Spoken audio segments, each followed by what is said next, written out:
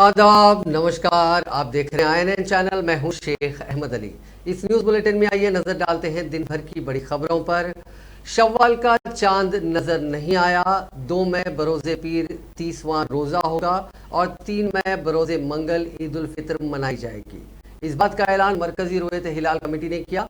मरकज़ी रुयत हिलाल कमेटी सदर मजलिस उलमाए दक्कन का माहाना इजलास बज़ीमन रुयत हिलाल माह शव्वालुल मुकर्रम ज़ेर निगरानी हज़रत मौलाना सैयद मोहम्मद क़बूल बादशाह ख़ादरी अश-शत्तारी आज मुनक़िद हुआ।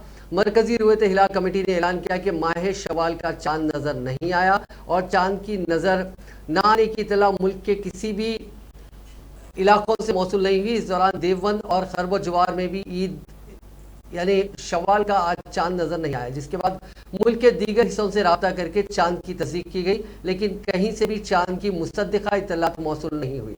जिसके बाद दारुल उलूम देवबंद की रुयत हिलाल कमेटी ने 2 मई बरोज़े पीर को 30वें रोज़े का ऐलान किया, जबकि मुल्क भर में ईद उल फितर 3 मई बरोज़े मंगल को मनाई जाएगी। इसके अलावा दिल्ली की जामे मस्जिद के इमाम मौलाना सैयद अहमद बुखारी, ईदगाह ऐशबाग लखनऊ से मौलाना खालिद रशीद फिरंगी महली के अलावा बिहार, बंगाल और महाराष्ट्र समेत मुल्क के किसी भी हिस्से से चांद नजर आने की तस्दीक नहीं हुई। लिहाजा 2 मई पीर को 30वां रोज़ा और ईद उल फितर मंगल यानी 3 मई के रोज़ होगी। मुल्क में आज यानी यकुम में से कमर्शियल LPG सिलेंडर की कीमतों में इजाफा कर दिया गया है। कमर्शियल LPG सिलेंडर की कीमत में 104 रुपये का इजाफा हुआ। यह इजाफा घरेलू गैस सिलेंडर पर लागू नहीं होगा। दिल्ली में 19 किलो के कमर्शियल गैस सिलेंडर की कीमत में 102 रुपये का इजाफा किया गया, जो बढ़कर 2355 रुपये फी सिलेंडर हो गई। इससे कबल गुज़िश्ता माह 1 अप्रैल को कमर्शियल गैस सिलेंडर की कीमत में 268 रुपये 50 पैसे का इजाफा किया गया था। कमर्शियल गैस सिलेंडर की कीमतों में इजाफे की वजह से ताजरीन काफ़ी परेशान हैं। हैदराबाद में आम की कीमतें आसमान से बातें कर रही हैं। शहर में फलों के बादशाह की कीमतें 120 रुपये तक 250 रुपये के दरमियान दर्ज की जा रही हैं। गुज़िश्ता साल के मुकाबले इस साल 70% तक दरामद में कमी के नतीजे में उसकी तलब में इजाफा हुआ है। गुज़िश्ता साल 1 किलो आम की कीमत 50 रुपये फ़ी किलो थी, जो इस साल बढ़कर दुगनी हो गई है, जिससे खरीदारों की फिक्रमंदी में इजाफा हो गया है। फ्रूट मार्केट शहर हैदराबाद के नवाही इलाके बाटा सिंगरा मुंतकिल होने के सबब ट्रांसपोर्ट के अखराजात में इजाफा हो गया है और उसका सीधा असर कीमत पर पड़ा है। अवाम का मानना है कि आम की इतनी ज़्यादा कीमतें कभी नहीं देखी गई थी। किसानों का कहना है कि जारिया साल कम पैदावार होने के सबब आम महंगे हैं। मंडियों पर आम फरोख्त करने वालों ने बताया कि उनको फ़ी किलो 90 रुपये के हिसाब से आम मिल रहा है, जिस पर वो 110 रुपये फ़ी किलो आम फरोख्त कर रहे हैं। उन्होंने निशानदेही करते हुए कहा कि गुज़िश्ता साल आम फ़ी किलो 30-40 रुपये के हिसाब से फरोख्त किया जाता था। जारिया साल उसकी कीमत बढ़ गई है, क्योंकि पैदावार में नामौजू मौसमी हालात की वजह से कमी हुई है। ये अंदेशा जाहिर किया जा रहा है कि आम की कीमतों में मज़ीद इजाफा हो सकता है, क्योंकि हालिया बारिश में कई अजला में आम की फसल तबाह हुई है। उस्मानिया यूनिवर्सिटी के तुलबा ने मिनिस्टर क्वार्टर्स पर धरना मुनक़िद किया। उन्होंने उस्मानिया यूनिवर्सिटी के अहाते में राहुल गांधी के प्रोग्राम को मनसूख किए जाने के खिलाफ एहतजाज किया। उन्होंने रियासती हुकूमत के खिलाफ सख्त नारेबाजी की।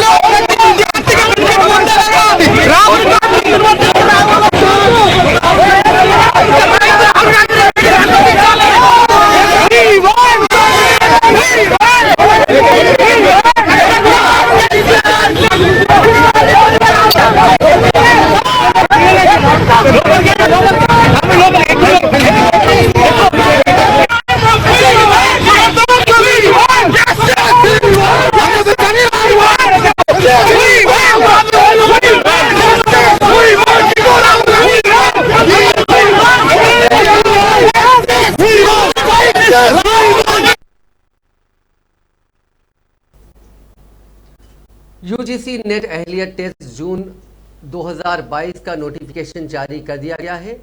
नेशनल टेस्टिंग एजेंसी यानी एनटीए ने यह नोटिफिकेशन जारी किया। एनटीए ने दिसंबर 2021 और जून 2022 दोनों के लिए एक ही नोटिफिकेशन जारी किया और उम्मीदवार इसके लिए दरखास्तें दे सकते हैं। दरखास्त दाखिल करने की आखिरी तारीख 20 मई है। कंप्यूटर पर मबनी टेस्ट यानी सीबीटी इम्तिहान के एडमिट कार्ड्स के डाउनलोड समेत कुल 82 मज़ामीन के लिए इम्तिहान की तारीखों को अभी तक हतमी शक्ल नहीं दी गई है। एनटीए ने अपनी वेबसाइट पर कहा कि तारीखों का ऐलान जल्द किया जाएगा। इस इम्तिहान में क्वालिफाई होने वालों को यूनिवर्सिटियों में जूनियर रिसर्च फेलोशिप और असिस्टेंट प्रोफेसर के ओहदों के लिए मुनक्किद होने वाले इम्तिहान में शिरकत के अहल होंगे। उम्मीदवारों को मशवरा दिया गया है कि वो दरखास्तों समेत दीगर तफसीलात के लिए वेबसाइट ugcnet.nta.ac.in पर राब्ता करें। तेलंगाना हुकूमत ने वक्फ बोर्ड के लिए 4 नामजद अरकान का तकर्रुर करते हुए सरकारी अहकामात जारी कर दिए हैं, जिनमें यास्मीन बादशाह IAS को हुकूमत के नुमाइंदे के तौर पर शामिल किया जाएगा, जबकि मलिक मोतसिम खान जो कि सुन्नी स्कॉलर हैं, निसार हुसैन हैदर आगा ये शिया स्कॉलर हैं और मसीहुल्लाह खान समाजी कारकुन। हालांकि इससे पहले मसीहुल्लाह खान हज कमेटी के चेयरमैन रह चुके हैं और TRS के कायद हैं। इन्हें समाजी कारकुन के ज़मरे में नामजद किया गया है। इसी तरह वक्फ बोर्ड के सदरनशीन के इंतखाब के लिए बोर्ड का कुरम मुकम्मल तौर पर तैयार हो गया है, क्योंकि कबल अज़ीं वक्फ बोर्ड के 6 अरकान का इलेक्शन के जरिए इंतखाब फरवरी के अवाखिर में मुकम्मल हो चुका है, जिनमें असदुद्दीन अवैसी, फारूक हुसैन, कौसर मोहिउद्दीन, मौलाना अकबर निज़ामुद्दीन, बंदगी पाशा कादरी और जाकिर हुसैन जावेद शामिल हैं। अब सिर्फ सदर नशीन का इंतखाब बाकी है, जो 7 मई को होने वाला है। उस दिन बोर्ड का इजलास तलब किया गया है। चीफ मिनिस्टर चंद्रशेखर राव ने पार्टी रुफ़का और हलीफ जमातों मजलिस से मुशावरत के बाद सदर नशीन के ओहदे के लिए मसीहुल्लाह खान के नाम को मंजूरी दी है। फिलहाल मसीहुल्लाह खान रियासती हज कमेटी के सदर नशीन है। माफ कीजिएगा, उनका ओहदा हाल ही में उनका टर्म कंप्लीट हुआ है। बैनुल अक़वामी यौम मज़दूर यानी मे डे के मौके पर चीफ मिनिस्टर चंद्रशेखर राव ने मेहनत कुछ तबके के लिए नेक ख्वाहिशात का इजहार किया। उन्होंने कहा कि मे डे के जज्बे के तहत तेलंगाना हुकूमत मजदूरों की फलाह व बहबूद के लिए मुख्तलिफ फलाही और तरक्याती प्रोग्रामों पर अमल पैरा है। उन्होंने कहा कि रियासती हुकूमत की तरफ से मैन्युफैक्चरिंग और सर्विसेज के शोबों को मजबूत बनाने के लिए नई सनती पॉलिसी का निफाज कामयाबी के साथ किया जा रहा है। उन्होंने कहा कि तेलंगाना में इख्तिराई सनती पॉलिसियों के जरिए दौलत की तख्लीक हो रही है और ये मुल्क की तरक्की में माउन साबित हो रही है। रियासती हुकूमत की तरफ से बेरोजगारों और कारकुनों की फलाह बहबूद के प्रोग्रामों के जरिए लाखों लोग बिलवास्ता रोजगार से वाबस्ता है।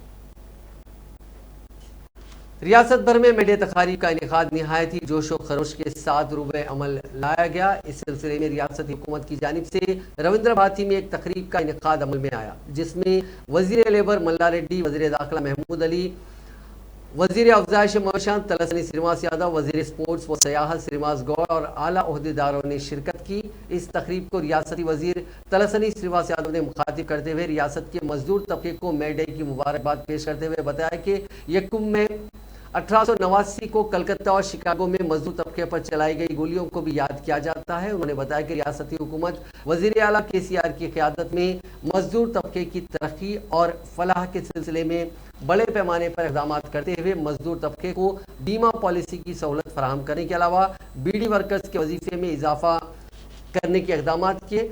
साथ ही मजदूर तबके के अफराद के मुफ्त इलाज की सहूलत भी फराहम की गई। तकरीब को रियासती वज़रा महमूद अली, श्रीनिवास गौड़ और मल्ला रेड्डी ने भी मुखातिब किया। तेलंगाना के वजीर पंचायत राज एरवली दयाकर राव ने कहा है कि वजीर आला चंद्रशेखर राव की क़यादत में TRS हुकूमत मजदूरों और किसानों की फलाह बहबूद के लिए काम कर रही है। वजीर मौसूफ ने जंगांव जिले में युवा चैतन्या यूथ ऑटो यूनियन हमाली संघ और CITU के ज़ेर एहतमाम मे डे की तकरीब में शिरकत की। इस मौके पर उन्होंने तमाम को मजदूरों के आलमी दिन की मुबारकबाद पेश की। इस मौके पर वजीर मौसूफ ने कहा कि हुकूमत ने तामीरी शोबे के मजदूरों की फलाह बहबूद के लिए गुज़िश्ता साल 176 करोड़ 91 लाख रुपए का ताउन दिया था। गुज़िश्ता माली साल के दौरान 32,350 मजदूरों ने मुख्तलिफ स्कीमों के जरिए 184 करोड़ 7 लाख रुपए का फ़ायदा उठाया। उन्होंने कहा कि हुकूमत ने महकमे लेबर की सरगर्मियों को मुकम्मल तौर पर ऑनलाइन कर दिया है। इससे मजदूर कहीं से भी सरकारी इमदाद हासिल कर सकेंगे। वज़ीर मौसूफ ने कहा कि मुल्क में बेहतरीन सनती पॉलिसी के निफाज की वजह से बैनुल अक़वामी कंपनियाँ तेलंगाना रियासत में सरमायाकारी कर रही हैं। तेलंगाना के वजीर ज़राअत निरंजन रेड्डी ने कहा है कि वजीर आला चंद्रशेखर राव अगले तालीमी साल से तमाम स्कूलों में अंग्रेजी मीडियम में बेहतर तालीम फराहम करने के लिए पुरज़्म है। वजीर निरंजन रेड्डी ने इतवार को वनपर्ती जिले में हमारा गांव हमारा स्कूल प्रोग्राम का इफ्तिताह किया। इस मौके पर खिताब करते हुए उन्होंने कहा कि डिजिटल क्लासेस के साथ पूरे तेलंगाना में एक नई किस्म की तदरीस का आगाज किया जाएगा। उन्होंने कहा कि हम तालीमी निज़ाम में इनकलाबी तब्दीलियां लाए हैं और हुकूमत कॉलेजों को मजबूत बनाने के लिए काम कर रही है। उन्होंने निशानदेही करते हुए कहा कि हुकूमत ने सेहत और तबाबत के शोबे को मजबूत करने के लिए पहले ही इक़दाम किए हैं। उन्होंने कहा कि टीआरएस हुकूमत इस बात को यकीनी बनाने के लिए मुसलसल काम कर रही है कि तालीम और सेहत की देखभाल में गरीबों को नुकसान ना पहुंचे। टीआरएस की रुकने कानून साज काउंसिल के कविता ने कमर्शियल गैस की कीमत में 102 रुपये 50 पैसे के इजाफे पर मरकजी हुकूमत को शदीद तनकीद का निशाना बनाया। कमर्शियल गैस सिलेंडर की कीमत अब 2355 रुपये 50 पैसे हो गई है। सोशल मीडिया के मशहूर प्लेटफॉर्म ट्विटर पर ट्वीट करते हुए उन्होंने बताया कि मोदी हुकूमत के इक़दाम और फैसले आम आदमी के तई उनकी बेहिसी को जाहिर करते हैं। उन्होंने बताया कि एलपीजी कमर्शियल सिलेंडर की कीमत में 102 रुपये का इजाफा किया गया है, जो कि इंतखाबात के बाद दूसरा बड़ा इजाफा है। हुकूमत क्या यह उम्मीद लगाए बैठी है कि अवाम अपनी दुकानें बंद करके मकानों में बैठ जाएं? हुकूमत ने हालिया असेंबली इंतखाबात के अख्तिताम के बाद दूसरी मरतबा तिजारती एलपीजी सिलेंडर, ईंधन और दीगर अशिया की कीमतों में इजाफा किया है। साबिक एमपी कविता अवामी मसाइल और बढ़ती महंगाई के खिलाफ आवाज उठाने में सरगर्म रही है।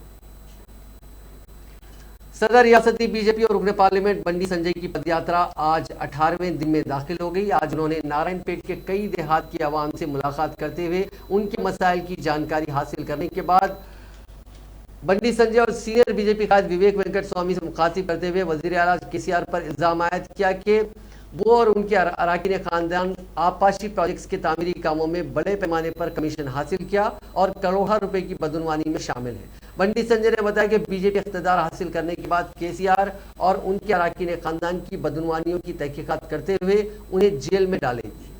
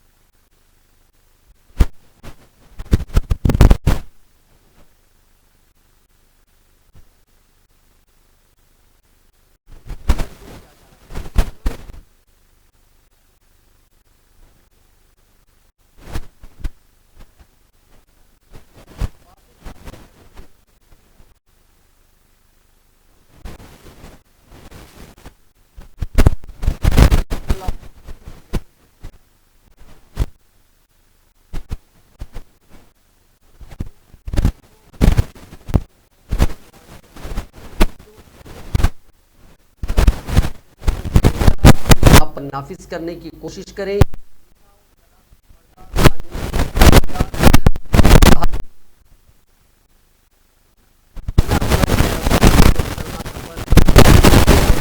के बहुत से इलाकों में बिलखुसूस मगरबी मुल्कों में मुसलमान बतौर खुद कानून शरीयत पर अमल करते हैं।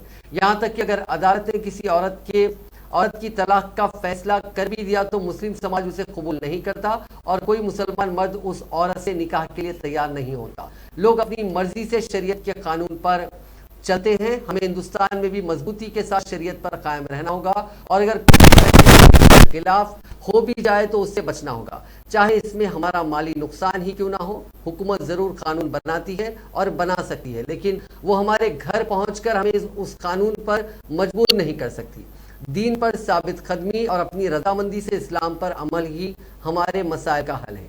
मिलत इस्लामिया को ये बात भी याद रखनी चाहिए कि इस्लाम पर कायम रहने के लिए आजमाइशों और इब्तिलाओं से गुजरना और बहरे सूरत ईमान पर साबित कदम रहना मुसलमानों का मजहबी फरीज़ा, अंबिया की सुन्नतें मुतवारिसा और पैगम्बर इस्लाम सल्लल्लाहु अलैहि वसल्लम का उसवे हुस्ना है। अल्लाह ताला हमें आजमाइशों से महफूज रखे, लेकिन अगर ईमान पर कायम रहने के लिए हमें जानो माल की आजमाइश से गुजरना पड़े तो हम उसके लिए भी तैयार रहें। बड़ी से बड़ी मुसीबत भी हमारे पास इस्तिक़लाल में कोई तज़ल्ज़ुल न आने दे। हमें ईद के मुबारक मौके पर वतन अजीज़ में अमन व अमान, भाईचारा, रवादारी, सलामती और तरक्की की दुआ करनी चाहिए। हेरिटेज बिल्डिंग खुसरो मंजिल को तोड़ने के बाद लकड़ी का पुल एसी गार्ड्स में विजय हिल्स में रहने वाले लोग धूल मट्टी और देर रात तक गाड़ियों के आमद और रफ्त की वजह से काफ़ी परेशान हैं। सोसाइटी वालों का कहना है कि कई बार बोलने के बावजूद देर रात तक काम चल रहा है और गाड़ियों की आमद और रफ्त की वजह से मकामी लोगों की नींद में खलल पड़ रहा है। मीडिया से बात करते हुए विजय हिल्स सोसाइटी वालों ने सारी तफसीलात से वाकिफ करवाया।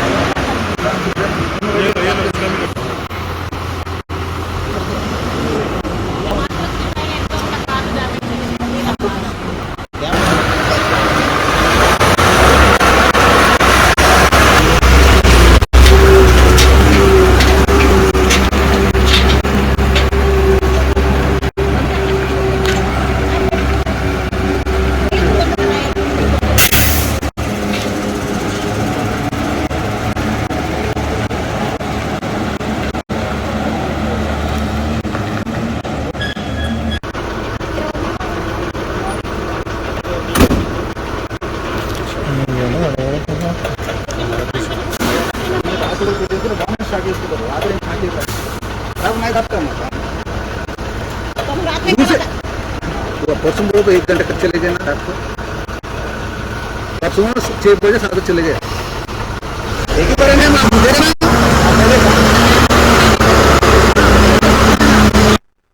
गायत्री है, मैं विजय हिल की हूँ।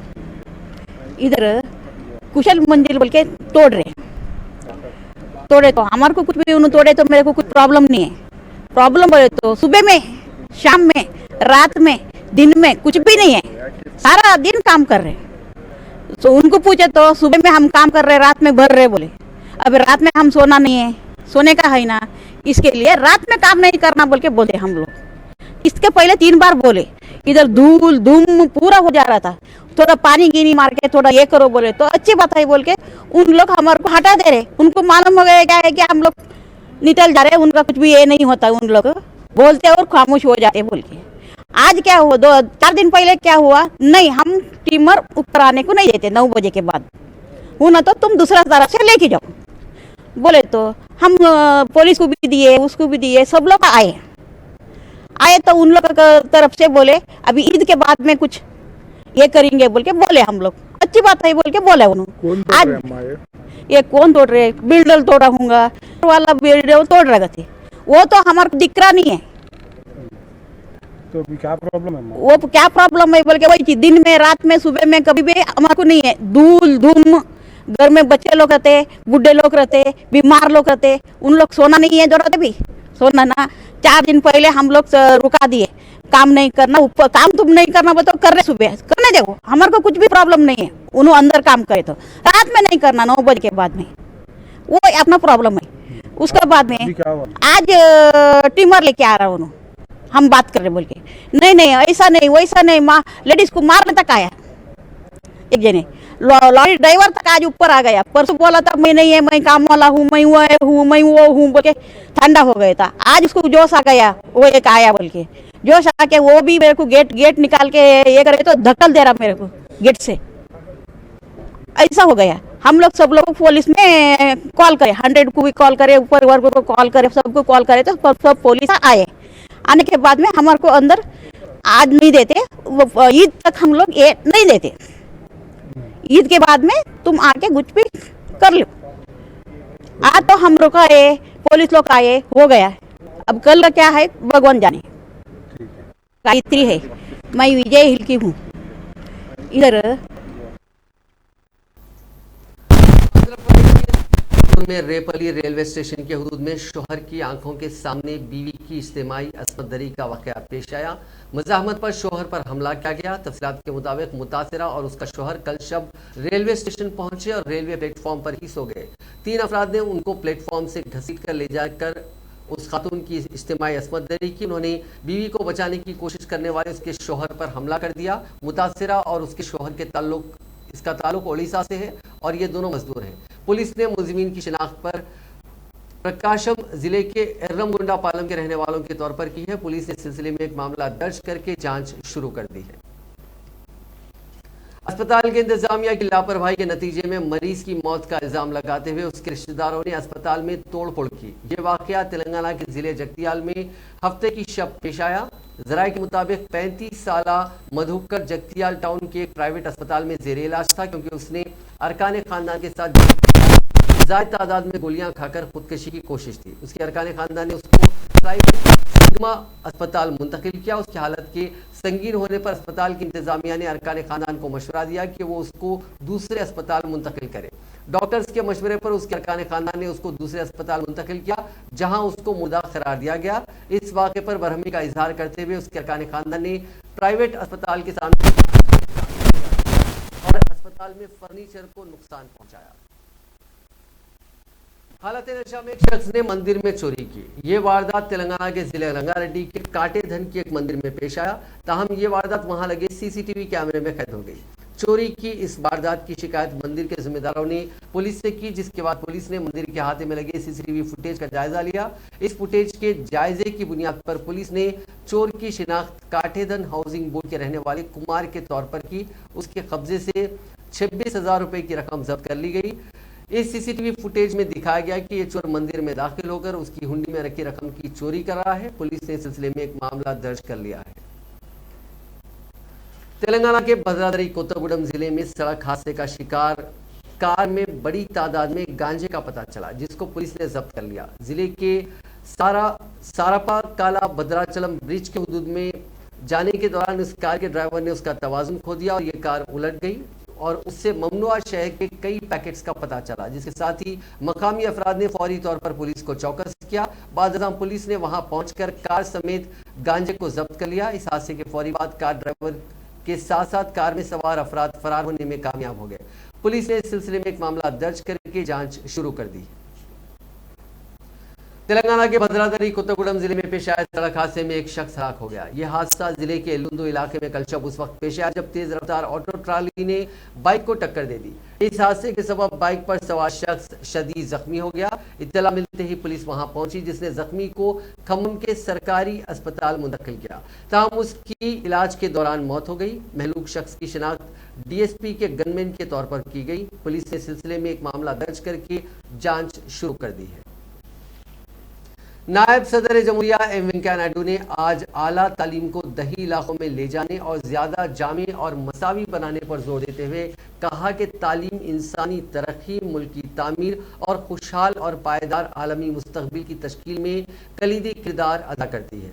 दिल्ली यूनिवर्सिटी की सदी तकरीबात से खिताब करते हुए वेंकैया नायडू ने इस बात पर जोर दिया कि यूनिवर्सिटियों को माशरे के अहम मसाइल से निपटने के लिए इख्तिराई और आउट ऑफ बॉक्स ख्यालात सामने लाने चाहिए। उन्होंने ये भी कहा कि तहकीक का हतमी मकसद लोगों की जिंदगियों को ज़्यादा आरामदा और खुशगवार बनाना होना चाहिए।